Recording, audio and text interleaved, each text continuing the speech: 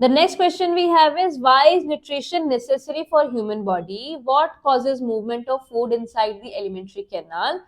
Then, why is the small intestine in herbivores longer than the carnivores? Okay, so first question we have is, why is nutrition necessary? Nutrition, what is the importance of nutrition? Nutrition is necessary for human body because human body continuously require energy for their life activities. different life activities जो हम दिखाते हैं, metabolic activities वहां पर जरूरी होती है. जैसे for example respiration, circulation, excretion और डाइजेशन, ये सब एक्टिविटीज के लिए हमें क्या चाहिए? हमें एनर्जी चाहिए. तो न्यूट्रिशन, हम जो खाना खाते हैं, this food that we eat, that is the source as like a fuel. ये हमारे लिए फ्यूल का काम करता है. अब कोई इंजन है तो उसको चलाने के लिए फ्यूल देना पड़ेगा, उसकी एक्टिविटी के लिए फ्यूल देना पड़ेगा. सिमिलरली हमारी बॉडी में डिफरेंट एक्टिविटीज को करने के लिए हमें फूड चाहिए, which will be acting as the source of energy. फिर इस फूड से केमिकली एनर्जी डिराइव होगी in the form of ATP, which is utilised to perform different metabolic and different processes in our body. समझ आया?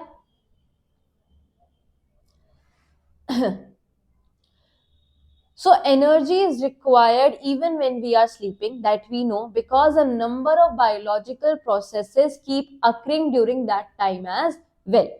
All these processes, energy, and this energy is obtained from nutrition. It is also need for the growth of the cell and for the cell repair as well. ठीक है, body के repair के लिए भी जरूरत होती है.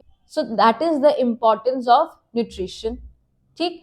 देन हमारे पास है, what causes movement of food inside the alimentary canal. ये वाला क्वेश्चन हमने किया हुआ है. This is regarding the peristaltic movement. Then why is the small intestine in herbivores longer than in the carnivores. ये भी हम डिस्कस कर चुके हैं. हर्बीवोर्स बेसिकली उनका जो फूड होता है that is more centric towards the cellulose. ठीक है, और सेल्यूलोज को डाइजेस्ट होने में टाइम लगता है. That is why small intestine है वो लॉन्गर होता है एज कंपेयर टू कार्निवोर्स. ठीक है. What will happen if mucus is not secreted by the gastric glands? ये एक important question है. Gastric glands basically क्या secrete करते हैं? Gastric gland secrete करता है एक बहुत ही harmful fluid, that is HCl. right? अब HCl के बारे में हम पहले से ही पढ़ते आए हैं. बहुत ही लो pH का होता है, acidic in nature होता है. राइट. सो अगर म्यूकस सिक्रीट नहीं होगा तो the inner wall of the stomach will be corroded और इट विल कॉज अल्सर. ठीक है, जो inner lining of the stomach है वो कोरोड हो जाएगी, ड्यू टू एसिडिटी अल्सर्स हो जाएंगे. Then next question we have is, state the form in which the following are stored.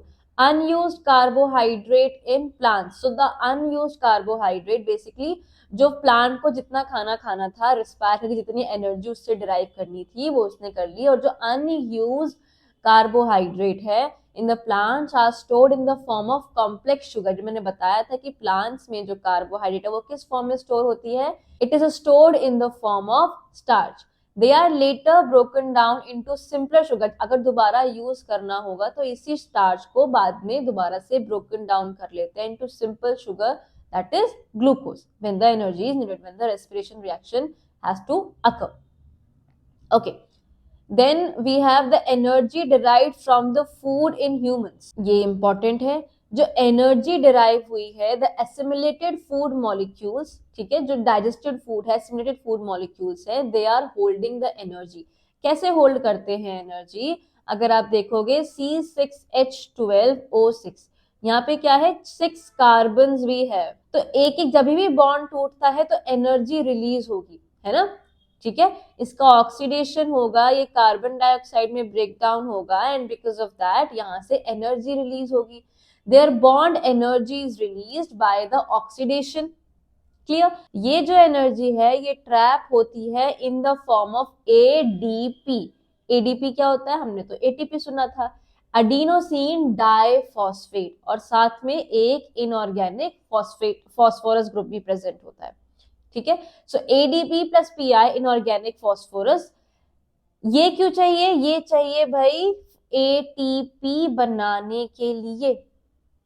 ठीक है, क्लियर.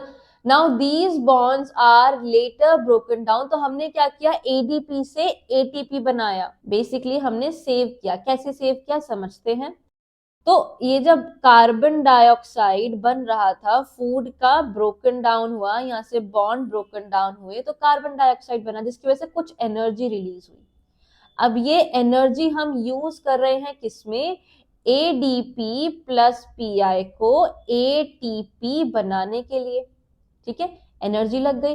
अब ये है क्या, इतना समझो, एडिनोसिन, ठीक है, उसके साथ दो फॉस्फेट ग्रुप लगे हैं और साथ में एक इनऑर्गेनिक फॉस्फेट ग्रुप है, ADP, adenosine diphosphate plus inorganic. अब ये तीसरा फॉस्फेट जोड़ने के लिए हमने जो एनर्जी यूज करी, क्योंकि कभी भी कुछ कंबाइन होता है तो एनर्जी चाहिए होती है। बॉन्ड टूटेगा तो एनर्जी रिलीज होगी, breaking of bond releases the energy. So यहाँ पे ये बॉन्ड बन रहा है, दो एटीपी प्लस तीसरा एटीपी का बॉन्ड यहाँ पर बनना शुरू हो रहा है, जिसकी वजह से यू विल सी यहाँ पर क्या आ जाएगा, एटीपी एडिनोसिन ट्राइफॉस्फेट। ठीक, तो अभी हमने एनर्जी अपनी बेसिकली क्या करिए, एटीपी के फॉर्म में सेव कर ली। जो भी एनर्जी यहां से रिलीज होती वो हमने चैनलाइज कर ली to form the ATP. Clear.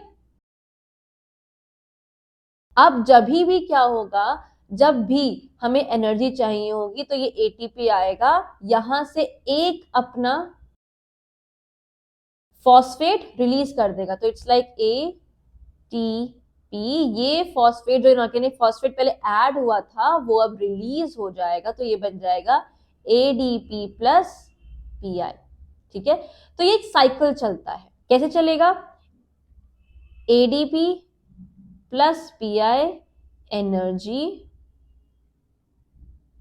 ठीक है, क्या बनेगा, एटीपी। ठीक, तो यहां पे एनर्जी हमारी स्टोर हो चुकी है in the form of ATP, that is adenosine triphosphate. अब एटीपी जब भी एनर्जी चाहिए होगी बॉडी को, तो एटीपी ब्रेक डाउन होगा, एडीपी प्लस फॉस्फेट और एनर्जी रिलीज करेगा। और यही एनर्जी हम अपनी different metabolic activities and process के लिए यूज कर लेते हैं। I hope it is clear. So nutrition हो गया, अनयूज्ड कार्बोहाइड्रेट्स हो गया, एनर्जी डिराइव हो गया। Then we have describe the process of nutrition in amoeba with the help of diagram. Okay, so amoeba basically क्या है, amoeba is a unicellular organism. ठीक है, it is a unicellular organism, right, unicellular organism. और इसका mode of nutrition क्या है, mode of nutrition is holozoic. It is holozoic, मतलब खाना पहले खाता है, first ingestion and digestion. NCERT में मेंशन भी है कि डाइजेशन का पूरा प्रोसेस 5 स्टेप में होता है। First is ingestion. तो जब हम डायग्राम दिखाएंगे तो पहले डायग्राम करके दिखाएंगे कि यहाँ पर दिस इज अमीबा, राइट, और अमीबा के ये 2 फीट है, राइट, ये हमने फूड दिखा दिया, this is the food particle. ठीक है, ये यहाँ पर न्यूक्लियस हो गया, एक वैक्यूल हो गया। These are known as pseudopodia. These are known as pseudopodia. Pseudopodia. Pseudo means false, मतलब झूठे, podia means feet, झूठे फीट। अब झूठे फीट क्यों, क्योंकि खाना अगर यहाँ पर होता तो अमीबा यहाँ से अपने फीट जनरेट कर देता, तो कोई फिक्स्ड फीट नहीं है यहाँ पर। Okay, pseudopodia. और फीट क्यों, बिकॉज फीट की मदद से तो हम मोशन करते हैं, मूवमेंट करते हैं, राइट। देन सेकेंड हमारे पास आ जाएगा डाइजेशन। चलो अब खाना इंजेस्ट हो चुका है, राइट, डाइजेशन, अब खाना इंजेस्ट हो चुका है, यहाँ पर फूड वैक्यूल के अंदर हमारे पास खाना प्रेजेंट है, राइट, करेक्ट, डाइजेस्ट हो रहा है। थर्ड हमारे पास हो जाएगा एब्जॉर्प्शन। अब खाना धीरे धीरे एब्सॉर्ब होना शुरू हो रहा है। ठीक है, the food is being absorbed through out the body. उसके बाद fourth step, that is assimilation.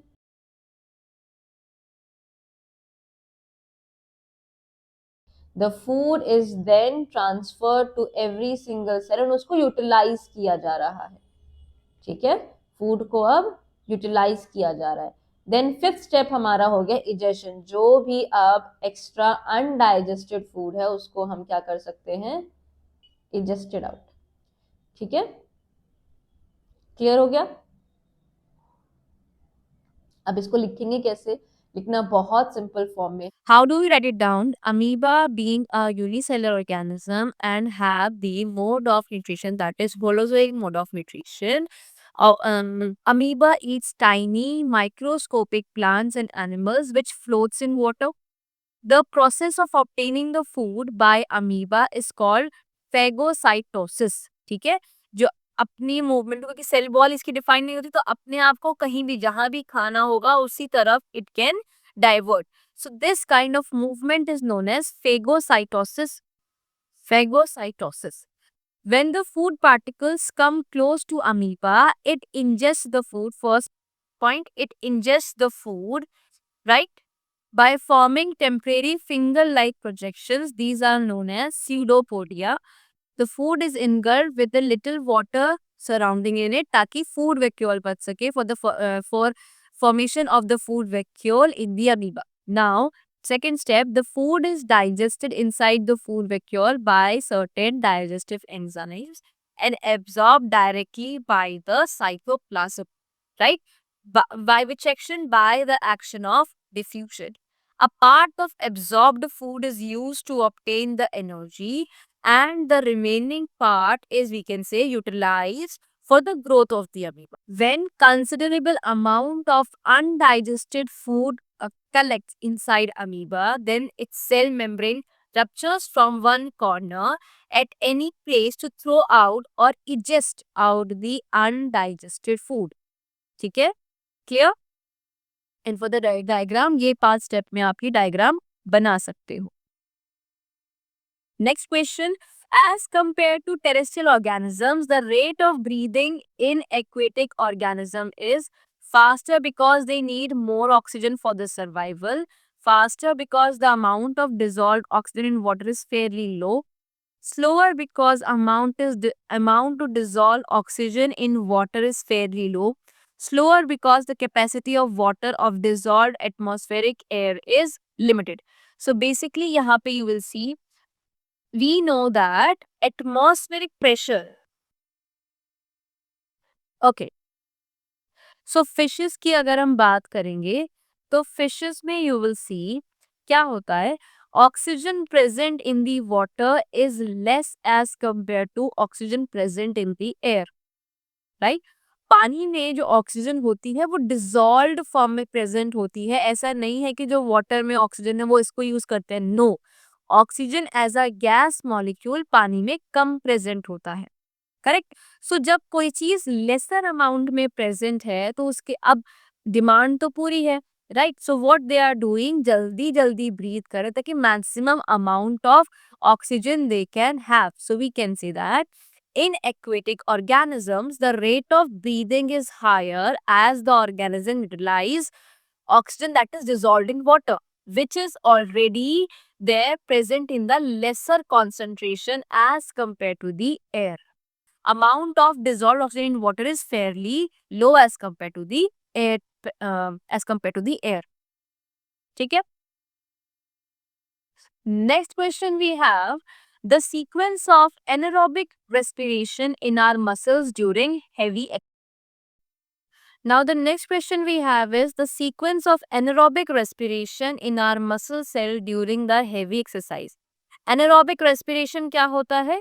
When respiration is happening in the absence of oxygen. Muscle cells में basically होता क्या है? Whenever you are doing heavy exercises, अभी heavy exercise में जो oxygen supply है बॉडी में वो कम हो जाता है, राइट?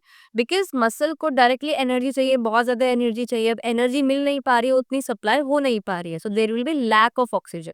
लैक ऑफ ऑक्सीजन की वजह से you are doing continuous exercise, heavy exercise. So what the cells will do, यहाँ पर ग्लूकोज C6H12O6 है, ये कन्वर्ट होता है पायरुवेट में. Now what is pyruvate? Pyruvate is a C3 carbon compound. तो ब्रेक डाउन हुआ 6 कार्बन से 3 कार्बन में ब्रेक डाउन हुआ. ये जो रिएक्शन होती है, this reaction happens in cytoplasm of the cell. ठीक है, क्लियर हुआ? अब इसके बाद ये रिएक्शन होती है मसल सेल में, ठीक है? मसल सेल में क्या होगा? मसल सेल में कब?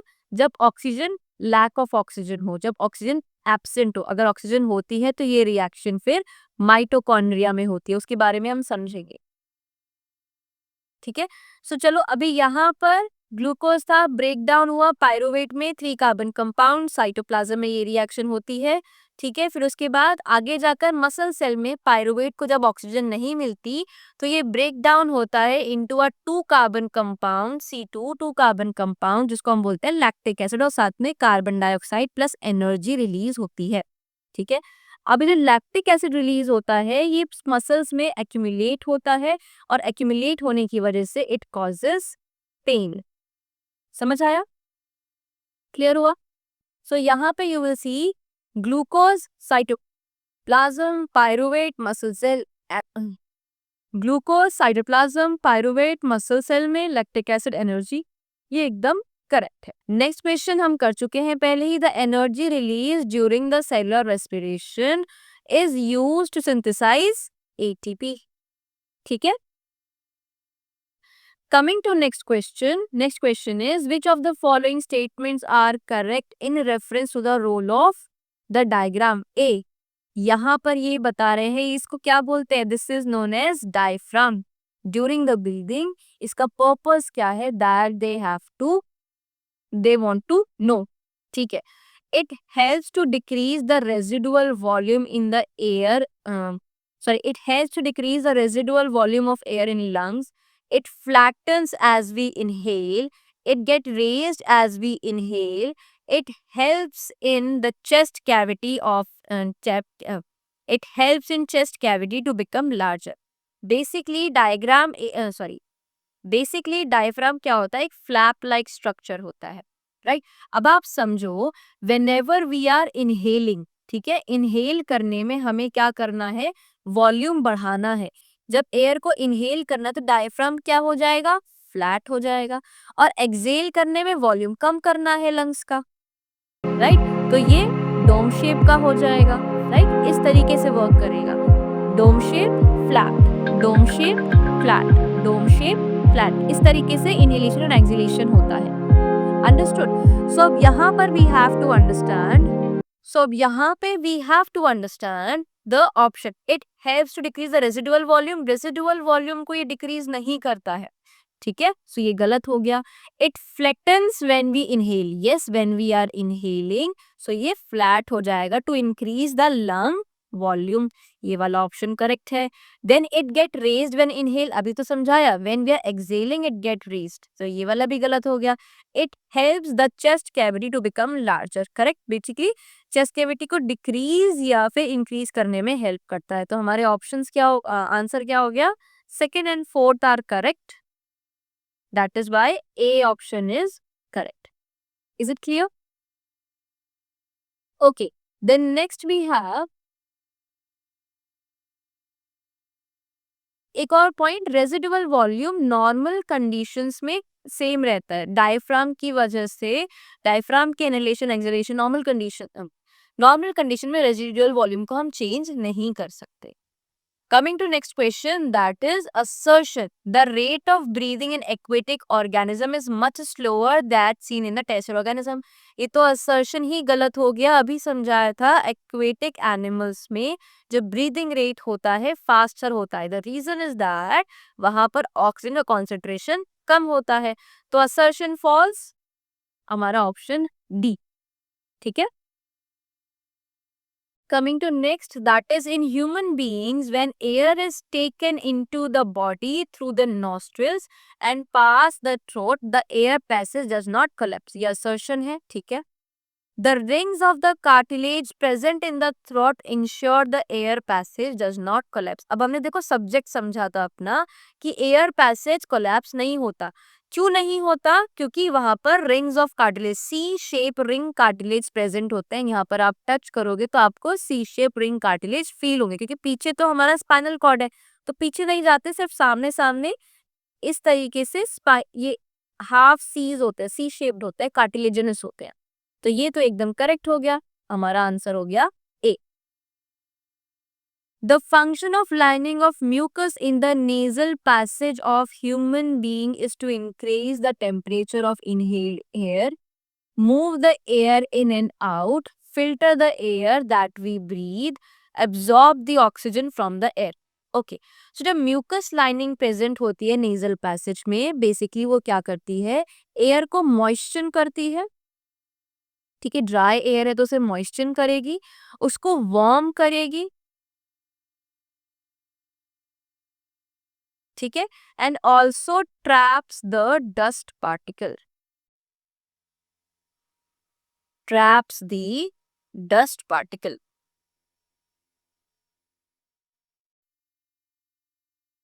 इसका मतलब क्या है, यहाँ पर फिल्टरेशन हो रहा है.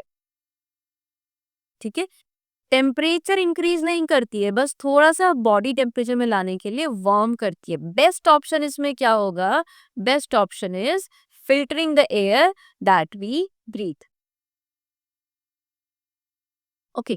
In living organisms during respiration, which of the following products are not formed if oxygen is not available? तो अभी हम सीख कर आए हैं कि कार्बन डाइऑक्साइड और वाटर फॉर्म नहीं होगा. क्यों? क्योंकि इसके लिए हमें रेस्पिरेशन समझना होगा. Cellular respiration. ठीक है, सेलुलर रेस्पिरेशन दो टाइप्स के होते हैं. एनारोबिक हम समझ चुके हैं. ऐसा रेस्पिरेशन, रेस्पिरेशन होता क्या है, जब हम फोटोसिंथेसिस क्या था, खाना खाने को बनाना. ठीक है, अब उस खाने से जब एनर्जी हम डिराइव कर रहे हैं, that is respiration. So aerobic and anaerobic respiration होता है. ठीक है, anaerobic in the absence of oxygen, aerobic in the presence of oxygen. Clear? Anaerobic दो बार देखा जाता है और कॉमन रिएक्शन क्या रहेगी, C6H12O6 converting into pyruvate, cytoplasm. 3 carbon compound होता है, ये तो कॉमन रहेगा. अब इसके बाद जब मसल सेल्स में होती है ये रिएक्शन, मसल सेल्स में इन द एब्सेंस ऑफ ऑक्सीजन, तो क्या बनेगा, lactic acid, 2 carbon compound lactic acid होता है. उसके साथ साथ कार्बन डाइऑक्साइड और उसके साथ साथ एनर्जी डराइव होगी. जब यीस्ट में होता है तो यीस्ट में साइटोप्लाज्म में ही होगा.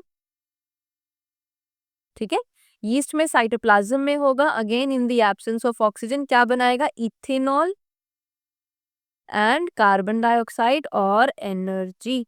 ठीक है, 2 कार्बन कंपाउंड होता है इथेनॉल भी. Right, this is your anaerobic reaction. अगर हम एरोबिक की बात करें तो देखो ये स्टेप फिर से कॉमन है, मतलब C6H12O6 प्लस गिव्स पायरुवेट. कहाँ पर, साइटोप्लाज्म में. फिर आगे अगर ऑक्सीजन प्रेजेंट है तो फिर ये रिएक्शन होती है माइटोकॉन्ड्रिया में. ये रिएक्शन कहाँ होगी, माइटोकॉन्ड्रिया में. और फिर ये टूटेगा carbon dioxide plus water and lots of energy, energy in the form of ATP. यहाँ पर भी एटीपी के फॉर्म में होगी, यहाँ पर भी एटीपी के फॉर्म में होगी. मैं आपको डिफरेंस बता देती हूँ. यहाँ पे 2 एटीपी फॉर्म होते हैं बस, इधर भी 2 एटीपी फॉर्म होंगे. यहाँ पर 36 to 38 एटीपी फॉर्म होते हैं. समझ आया? तो ये रिएक्शन में ज्यादा एनर्जी मिलती है. अगर एरोबिक रिएक्शन होगी तो हमें ज्यादा एनर्जी मिलेगी. Okay, so in living organism, respiration which during respiration, which of the following products are not found in oxygen is not available? कौन कौन से बनेंगे? अच्छा, not formed. So carbon dioxide और वाटर नहीं बनेगा. अल्कोहल कार्बन डाइऑक्साइड फर्मेंटेशन में बनता है. जो यीस्ट में रिएक्शन होती है उसे हम क्या बोलते हैं, फर्मेंटेशन. लैक्टिक एसिड अल्कोहल तो बनता ही नहीं है. कार्बन डाइऑक्साइड लैक्टिक एसिड कहाँ बनेगा, मसल सेल में बनेगा. कार्बन डाइऑक्साइड और वाटर नहीं बनते. ठीक है, जब पानी अवेलेबल नहीं होता. क्लियर हो गया, जब ऑक्सीजन अवेलेबल नहीं होता. नेक्स्ट हमारे पास है, observe the diagram of an activity given below. What does it help to conclude when the person exhales into test tube? क्या Percentage of carbon dioxide is more in inhaled air. Fermentation occurs in the presence of oxygen. Percentage of carbon dioxide is more in the exhaled air. Basically क्या हुआ that अगर हम lime water chemistry में अगर आपने पढ़ा होगा तो lime water in the presence of carbon dioxide क्या बनाता है, कैल्शियम कार्बोनेट, जो मिल्की व्हाइटिश कलर का होगा. ठीक है, व्हाइटिश कलर का होता है. करेक्ट, मतलब जो ट्रांसपेरेंट और कलरलेस लाइम वाटर है वो मिल्की व्हाइट कलर का हो जाएगा इन the presence of carbon dioxide. So inhaled air में जब हम जो एयर है दैट वी आर इनहेलिंग, अगर हमने उससे रिएक्ट किया तो वहां पर there was no change, right. लेकिन एक्सहेल्ड एयर जब हम उसको ब्रीद आउट कर रहे हैं तो yes there will be change. Change क्या हो जाएगा, वो मिल्की कलर में हो जाएगा. That's why percentage of the carbon dioxide is more in the exhaled air. समझ आया, क्लियर हो गया. Anaerobic process takes place in yeast during fermentation. Correct है. Takes place in the presence of oxygen. गलत हो गया. Produce only energy in the muscle cells of human beings. नहीं. Produce ethanol, oxygen, carbon dioxide बनता है and energy. ये भी गलत हो गया. तो it takes place in yeast during fermentation. So next question we have is diffusion is insufficient to meet the oxygen requirement of multicellular organisms like human. State your reason. Okay. So यहाँ पे you will see that so basically diffusion होता क्या है? Diffusion gases में हम कैसे देखते हैं? From higher concentration to lower concentration gases flow करती हैं. राइट एक सेल से दूसरे सेल, जैसे अमीबा है, amoeba is a unicellular organism. Previous video में क्वेश्चन भी था दैट यूनिसेलुलर ऑर्गेनिजम्स डिफ्यूजन या एक्सचेंज ऑफ गैसेस कैसे कर सकते हैं. सो दे कैन डू बिकॉज वो डायरेक्टली क्या है, एनवायरमेंट के कॉन्टैक्ट में है. लेकिन अगर हम देखें जो मल्टी सेलुलर बॉडीज होती हैं, फॉर एग्जाम्पल यहाँ पर हमने एक मल्टी सेलुलर बॉडी ली, जो आउटर एनवायरमेंट में यहाँ पर सेल्स प्रेजेंट है, okay, there contact of outer environment, यहाँ पे डिफ्यूजन के थ्रू हम ऑक्सीजन ट्रांसफर कर सकते हैं. लेकिन जो इन डेप्थ हमारी बॉडी में सेल्स हैं वहां तक डिफ्यूजन के process, diffusion very slow process, अगर वहां पर डिफ्यूजन के प्रोसेस से ऑक्सीजन हम पहुंचाने लगे तो सारे सेल्स की जो ऑक्सीजन डिमांड है वो पूरी हो ही नहीं पाएगी. What we can say that due to higher metabolic rate and large volume of body, oxygen cannot diffuse into all the cells of the human body quickly, as oxygen will have to travel larger distances, ठीक है, to reach each and every cell of the body. So diffusion is insufficient to meet the oxygen demand of multicellular organism. Clear? Write two different ways in which glucose is oxidized to provide energy in human body. Write the products form in each case. चलो, ये हमने question अभी करके आए हैं, मैं एक बार और समझा देती हूँ. If you want you can skip this video for now. ये वाला पार्ट आप स्किप कर सकते हो, लेकिन एक बार मैं दोबारा से समझा देती हूँ. What is this? सो यहाँ पे रेस्पिरेशन हमने समझा था. रेस्पिरेशन कैसा होता है? रेस्पिरेशन टू पार्ट्स में डिवाइड होता है, that is aerobic respiration and anaerobic respiration.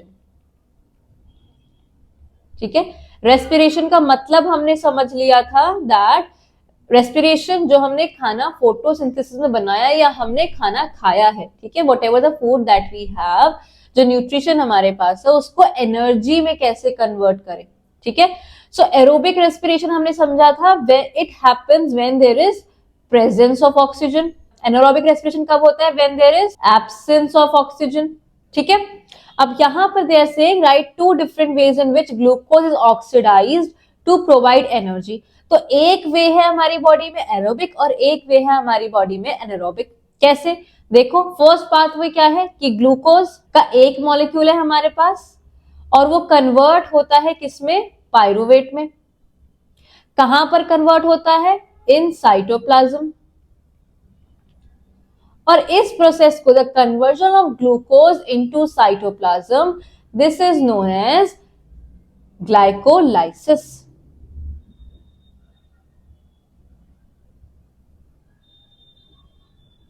Okay, this is known as glycolysis. और ये 6 कार्बन कंपाउंड है, तो 6 से अगर 2 कार्बन कंपाउंड बनेंगे तो इसका मतलब हमारे पास 2 मॉलिक्यूल्स ऑफ 3 कार्बन कंपाउंड है, 2 मॉलिक्यूल्स ऑफ पायरुवेट हमें मिलेंगे, राइट। अब क्या होगा, ये पायरुवेट जाएगा कहां पर, माइटोकॉन्ड्रिया में। तो आगे की जो भी रिएक्शन होगी, जो भी ऑक्सीडेशन होगा, वो कहां होगा, माइटोकॉन्ड्रिया में होगा। माइटोकॉन्ड्रिया में हमें क्या मिल जाएगा, 6 CO2 plus 6 H2O plus energy in the form of ATP। ठीक है, क्लियर हुआ। ये था हमारा aerobic respiration that happens in the body. Anaerobic respiration in lack of oxygen, ठीक है, कहां पर होता है, मसल सेल्स में होता है। तो फिर से वही समझेंगे, ग्लूकोज क्या कन्वर्ट होगा, पायरुवेट में। फिर से वही ग्लूकोज कन्वर्ट होगा पायरुवेट में, 6 कार्बन कंपाउंड है, 3 कार्बन कंपाउंड में कन्वर्ट होगा।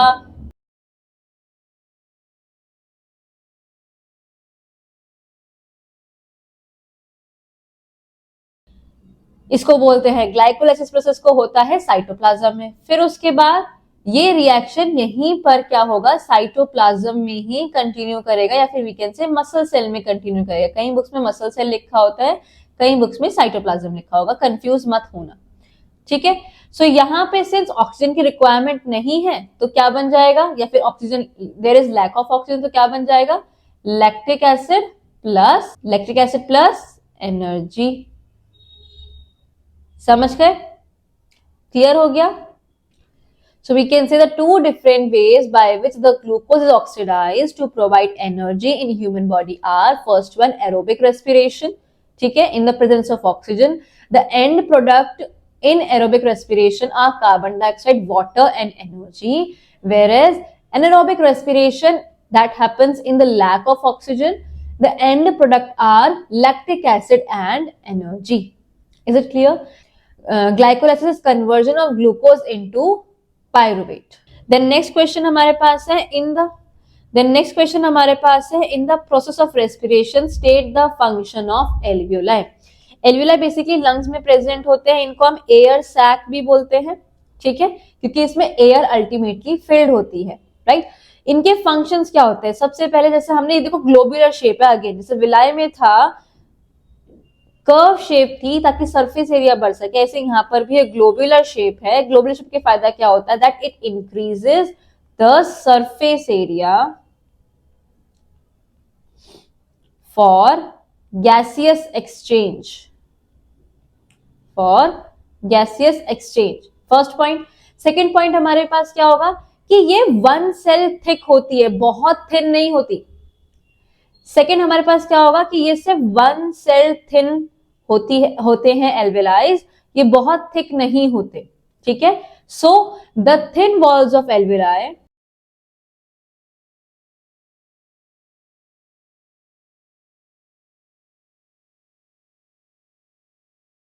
facilitate rapid exchange of oxygen and carbon dioxide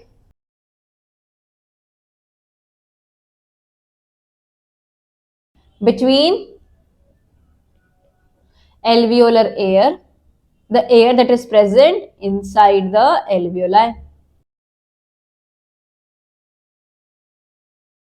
and blood, क्योंकि ब्लड वेसल्स बहुत क्लोज प्रॉक्सिमिटी में क्या होती हैं, एल्वियोलाई के प्रेजेंट होते हैं, डिफ्यूजन ऑफ गैसेस बहुत इजी हो सकता है, ठीक है।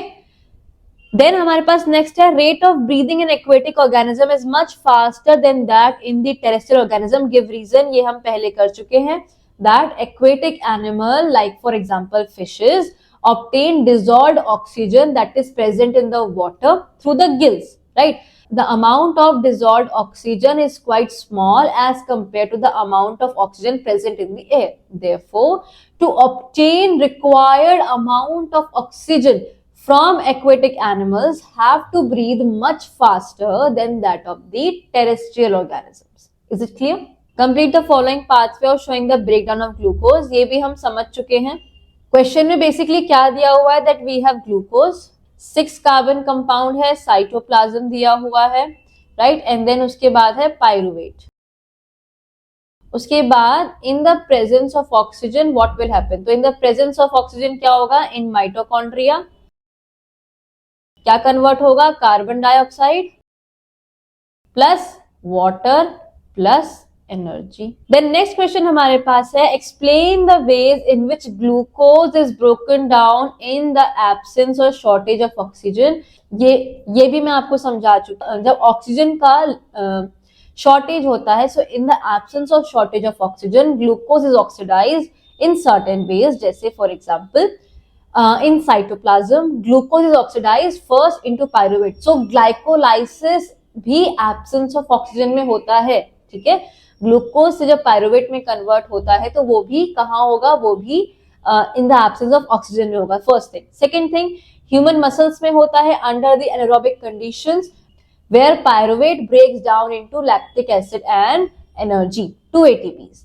Then in yeast fermentation reaction होती है, during fermentation process pyruvate converts itself into ethanol and carbon dioxide along with that a little amount of, मतलब सिर्फ 2 ATPs ही रिलीज होते हैं। इतना क्लियर हुआ? Okay, then next question, right 3 points of differences between breathing and respiration. Important है, चलो discuss करते हैं। तो ब्रीदिंग क्या है, breathing is a physical process. यहाँ पे अगर इनहेल एंड एक्सहेल हो रहा है, एक्सहेलेशन हो रहा है, तो दोनों ही प्रोसेस में कोई भी केमिकल रिएक्शन नहीं हो रहा, so we can say breathing is a physical process whereas respiration is a biochemical process, chemistry involve है यहाँ पर, understood. It involves inhalation of fresh air and exhalation of carbon dioxide rich air, whereas in respiration the exchange of gases occurs, also there is oxidation of food for the release of energy, clear। then breathing में it is an extracellular process, obviously cell के बाहर होता है, लेकिन respiration cell के अंदर होता है, so it is an intracellular। लेकिन respiration दोनों है, extracellular where the exchange of gases between lungs and blood is happening, that is also a part of respiration, and also intracellular where in the cell the chemical reactions are happening, ठीक है। breathing में it does not release energy, whereas if you talk about inhalation is an active process, we require energy for inhalation, whereas exhalation is an passive process। respiration it releases energy, तो breathing में कोई भी energy release नहीं होता है, rather inhalation में energy हम consume करते हैं, एक्टिव प्रोसेस है, एनर्जी चाहिए इसको। रेस्पिरेशन में कोई भी एनर्जी रिलीज नहीं होती, ओके। देन नेक्स्ट है, right 3 respiration in plants and right 3 respiration in plants and respiration in animals, points different between. Question को दोबारा ही फॉर्म कर लेते हैं कि 3 डिफरेंसेस चाहिए respiration in plants and respiration in animals में, ठीक है। रेस्पिरेशन इन एनिमल्स, तो रेस्पिरेशन इन प्लांट्स में अगर हम बात करेंगे तो all parts of the plant like root, stem, leaves perform respiration individually, हर सेल अपने लिए रिस्पायर करता है। whereas animal performs respiration as a single unit, यानी कि हाथ की अलग रेस्पिरेशन हो रही है, पैरों की अलग रेस्पिरेशन हो रही है, ठीक है। there is a little transport of respiratory gases from one part to other during respiration, तो डिफ्यूजन के थ्रू हो सकता है, राइट। यहाँ पर respiratory gases are usually transported to longer distances inside the animals during respiration, तो सिर्फ diffusion पर हम डिपेंडेंट नहीं रह सकते, ठीक है। रेस्पिरेशन प्लांट्स में, क्योंकि एनर्जी नीड बहुत कम है ना, रेस्पिरेशन हम करते क्यों हैं, क्योंकि एनर्जी चाहिए। प्लांट्स कौन सा, इधर तो घूमते जा रहे हैं, खाना खुद का बन रहा है, कोई दिक्कत नहीं है। सो यहाँ पे रेस्पिरेशन का रेट बहुत स्लो होता है और इतनी एनर्जी चाहिए भी नहीं होती। But in case of animal respiration, obviously we are doing so many things, we are doing so many movements and chemical reactions as well, biochemical reactions as well. That's why the rate of respiration in animal is fast. ठीक है। 49 question का, why is there difference in the rate of breathing between aquatic organism and terrestrial organism, ये हम कर चुके हैं। Draw a diagram of human respiratory system and label pharynx, trachea, lungs, diaphragm and alveolar sac on it, ठीक है। बहुत difficult diagram नहीं बनाना है, सिंपल डायग्राम बनाना है। अगर आप इसकी भी यहां से नेजल पैसेज से देन यहां पर आप फेरिंग्स दिखा दोगे, this is the common passage. If you could see, यहां पर देखो ये फूड पाइप का और विंड पाइप का क्या है, एक कॉमन पैसेज है। ठीक है, तो इसको हम क्या बोलेंगे, फेरिंग्स। This is pharynx. ये हो गया हमारा नेजल पैसेज। ठीक है, नॉस्ट्रल्स हो गए, नेजल पैसेज हो गया। यहां पर इसको हम लिख देंगे फेरिंग्स। दीज आर ट्रैकियल रिंग्स और ट्रैकिया। ओके, देन ये हो गए bronchioles. Clear, these are lungs. Right, यहां पर आप देखोगे यहां पर हो गया डायफ्राम, और यहां पर आप थोड़े से bubbles like structure, sac like structure दिखाओगे, सो ये बन जाएंगे एयर सैक्स और alveoli.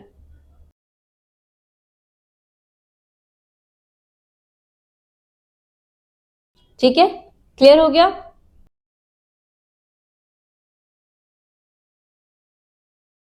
The next question we have is, herbivores need a longer small intestine while carnivores have shorter small intestine. ये हम समझा चुके। The lungs are designed in human beings to maximize the area of exchange of gases. क्यों? क्योंकि उनके पास alveolar sac होते हैं। ठीक है, so humans basically higher surface area बढ़ाने के लिए क्या किया है, यहाँ पे हायर सरफेस एरिया बढ़ाने के लिए ब्रांचिंग की गई है। पहले ब्रोंकाइज होते हैं, फिर ब्रोंक्यूल्स होते हैं, primary bronchioles, secondary bronchioles, then tertiary bronchioles, उसके बाद एल्यूलर सैक होते हैं। तो उससे क्या हो रहा है, सरफेस एरिया बहुत ज्यादा बढ़ रहा है। So how we can frame this answer, that human lungs have highly branched network of respiratory tube. अब प्राइमरी ब्रोंकस या फिर सिंगुलर ब्रोंकस होता है, यहां पर जो प्राइमरी ब्रोंकाई है वो क्या होती है, कन्वर्ट होती है सेकेंडरी ब्रोंकाइज में, फिर ये आगे जाकर और tertiary bronchi and quaternary bronchi में जाती है, ब्रोंकाइज एंड ब्रोंक्यूल्स में कन्वर्ट होती है। उसके बाद एल्वियोलाइज बनते हैं, बहुत सारे एल्वियोलाई, ताकि सरफेस एरिया इंक्रीज हो। क्यों? और जो ये थिन वॉल्ड एल्वियोलाइज है, they are surrounded by the network of capillaries in very close proximity, so that diffusion बहुत इजीली अकर हो सके। So due to vast surface area of alveoli, exchange of gases becomes fast and a very effective process, क्योंकि हमारा बहुत complex structure है, right? तो energy की need बहुत ज्यादा है, और हमें क्या करना पड़ेगा, रिस्पायर करना पड़ेगा, वहीं से तो रेस्पिरेशन से ही तो एनर्जी डिराइव होगी ना। Oxygen diffuses from alveoli into pulmonary blood capillaries, and CO2 that is collected from the blood from throughout the body diffuses out in the capillaries into alveoli, and then we will exhale it out. ठीक है, then the rate of breathing in aquatic organism is much faster that seen in terrestrial organism. ये तो question भाई बहुत important है, कितनी बार repeat हो चुका है। Okay, then we have draw a flow chart showing 3 different pathways including in the breakdown of glucose in different organisms. Name the respiratory pigment present in human beings. State the function of rings of cartilage present in our throat. इसका कुछ part हम कर चुके हैं, कुछ part बाकी है। ठीक है, अब फ्लो चार्ट में किस तरीके से दिखाते हैं, मैं पूरा दोबारा से नहीं बताऊंगी। यहां पर ग्लूकोज, ठीक है, ग्लूकोज कन्वर्ट होगा किसमें, पायरुवेट में, साइटोप्लाज्म में प्रेजेंट होता है। ये रिएक्शन साइटोप्लाज्म में होती है और इस रिएक्शन को बोलते क्या है, ग्लाइकोलाइसिस। ठीक है, फिर उसके बाद ये 3 पार्ट में डिवाइड होती है। ठीक है, सबसे पहले प्रेजेंस ऑफ ऑक्सीजन, कहां पर, माइटोकॉन्ड्रिया, फिर absence of oxygen, muscle cell, and then third will be absence of oxygen, fermentation, कहां पर होती है, फंजाई में भी specifically yeast.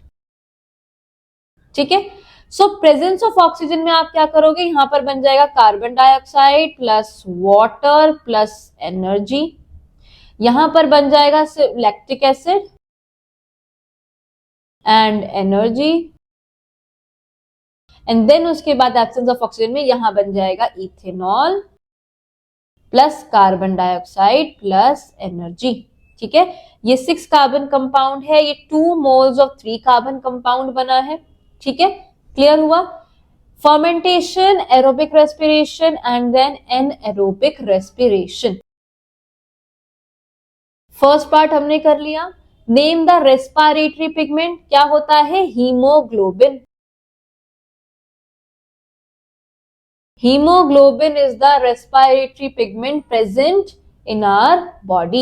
Then C-shaped cartilage के बारे में भी मैं आपको बता चुकी, it helps in preventing the collapsing of the windpipe. ठीक है,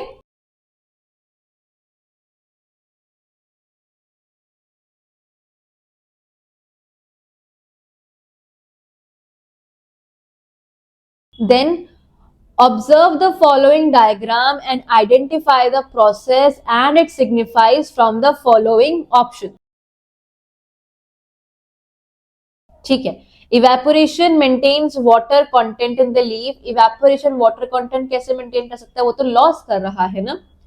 transpiration creates a suction force which pulls water inside the plant.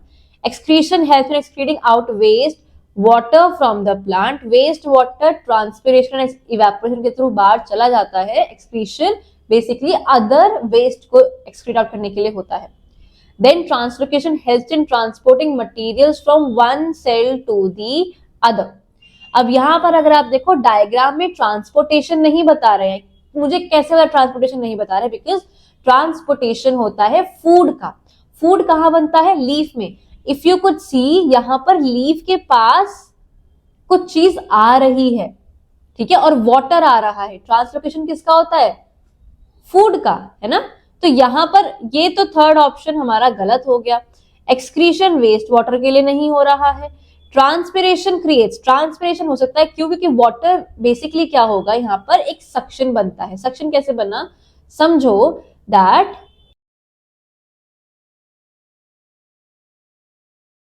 यहां पर लीफ में फॉर सपोज वाटर है, ठीक है, लीफ में यहां पर वाटर प्रेजेंट है।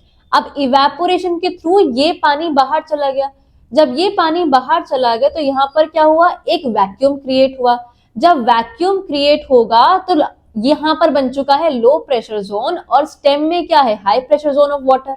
ठीक है, तो ये क्या होगा, पानी पुल करेगा, राइट। अब जब पानी यहाँ पे पुल हुआ तो यहाँ पर लो प्रेशर जोन क्रिएट हो चुका है। स्टेम में पानी है तो अब स्टेम में हाई प्रेशर जोन है, फिर यहां से पुल होगा, करेक्ट। जब स्टेम से पुल हुआ, सॉइल में हाई प्रेशर है, रूट्स में लो प्रेशर हो गया, ठीक है, तो रूट से पुल होगा। ये क्या होता है, पुल चल रहा है from high pressure to low pressure of water. ठीक है, जैसे स्ट्रॉ में जब हम सक करते हैं, जैसे जब हम कोई कोल्ड ड्रिंक पीते हैं through the straw, same phenomena होता है। When we are sucking the juice, तो हम वैक्यूम क्रिएट करते हैं, जिसकी वजह से जो जूस है बेसिकली वो क्या होता है, वो ऊपर की तरफ पुल किया जाता है। क्लियर हो गया।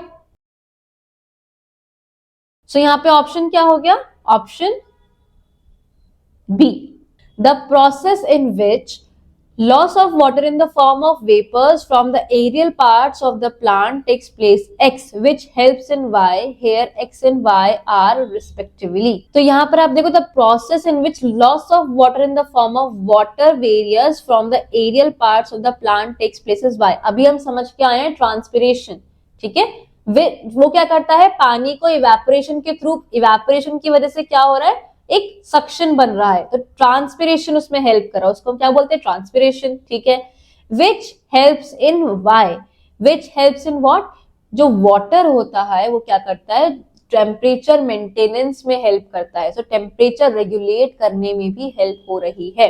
ठीक है, ट्रांसपिरेशन पुल फोटोसिंथेसिस में ऐसे कुछ इंपॉर्टेंट हेल्प नहीं कर रहा, एक स्पेसिफिक हेल्प नहीं हो रही है।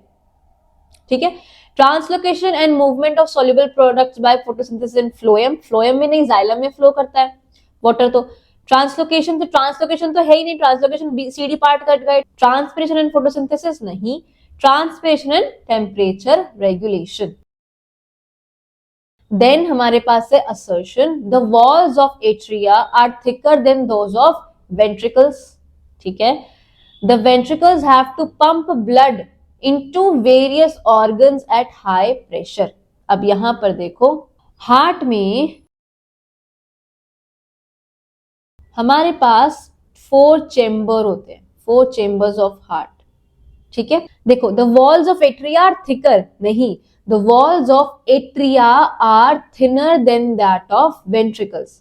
ठीक है, ventricles have to pump blood into various organs with high pressure. तो हाई प्रेशर कहां पर है? वेंट्रिकल्स में प्रेजेंट है। रीजन हमारा करेक्ट है, असर्शन हमारा फॉल्स हो गया। जहां पर ज्यादा हाई प्रेशर होगा, अगर वहां की वॉल्स पतली होंगी, वीक होंगी, तो बर्स्ट होने के चांसेस, हेमरेज होने के चांसेस ज्यादा है, राइट। तो एट्रिया की जो वॉल होती हैं वो कम होती हैं, थिनर होती हैं, वेयरएज वेंट्रिकल्स की वॉल जो चेंबर्स हैं उनमें ज्यादा होती है, थिकर होती है।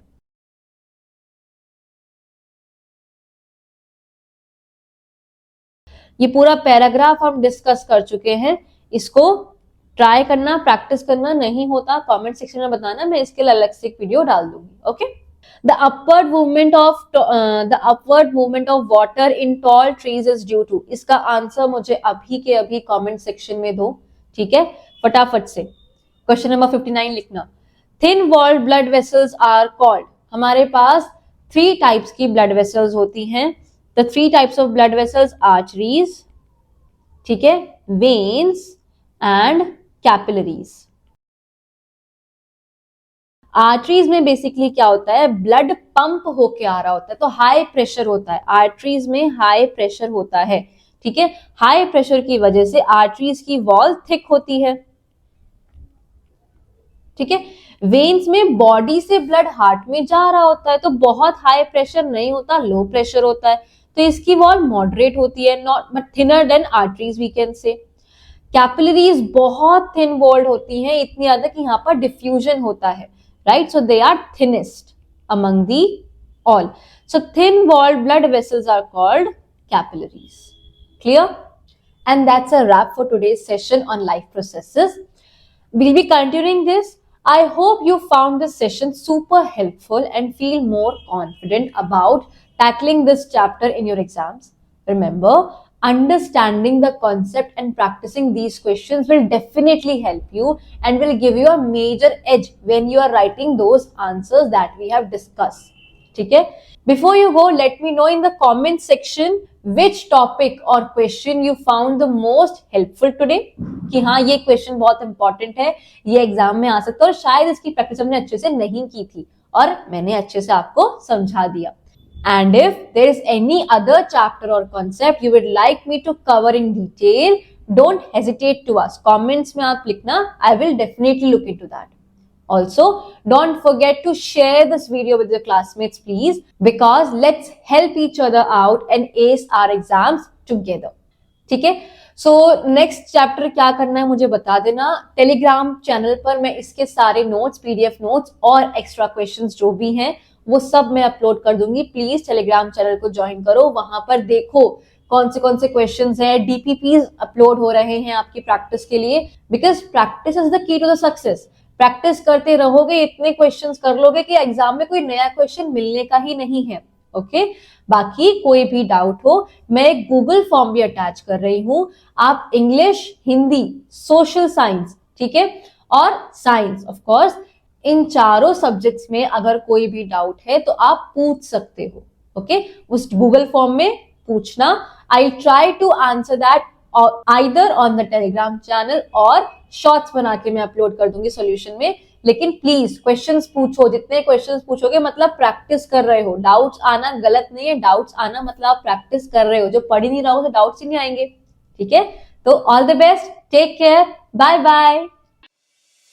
So students, I really hope you like this session. If you have any doubt, you can definitely ask me in the comment section, and I will also add the link for my Telegram group and channel where you will get all the required PDFs regarding your syllabus. And please do like, subscribe, share and comment. Hit the bell icon for regular updates. Have a nice day. Thank you.